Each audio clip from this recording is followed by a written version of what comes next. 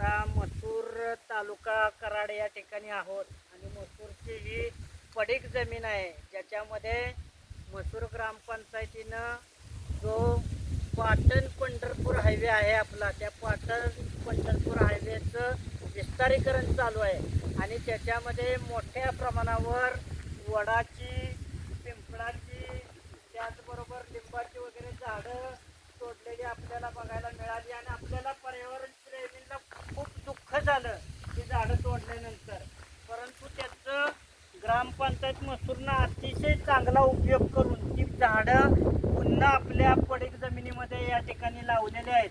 आपण जर बघितलं तर या झाडाला आता छानपैकी पालवी फुटलेली आहे आणि तसं बघितलं तर त्या झाडाला एक नवा जीवन पुन्हा मिळालेला आहे आणि अशा पद्धतीचे मोठमोठे वृक्ष या ठिकाणी आपल्याला बघायला मिळतील की ज्याचं पुनर्जीवन मसूर ग्रामपंचायतीने केलेलं आहे.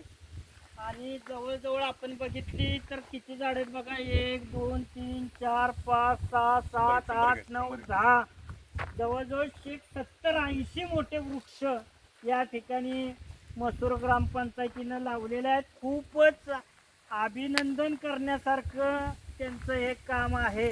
आणि याच्यातून काय प्रेरणा घेता येईल तर ज्या ज्या ठिकाणी विस्तारीकरणामध्ये वड, पिंपळ अशा पद्धतीचे मोठे वृक्ष तोडले जातात तर त्याच्या फांद्या अशा पडीक जमिनीवर किंवा जिथं ग्रामपंचायतीची जागा उपलब्ध असेल अशा ठिकाणी किंवा रस्त्याच्या दुतर्फा पुन्हा लावल्या तर पुन्हा त्याचं पुनर्जीवन होऊ शकतं.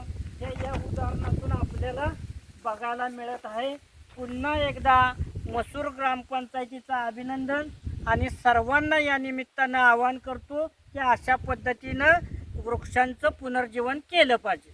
धन्यवाद.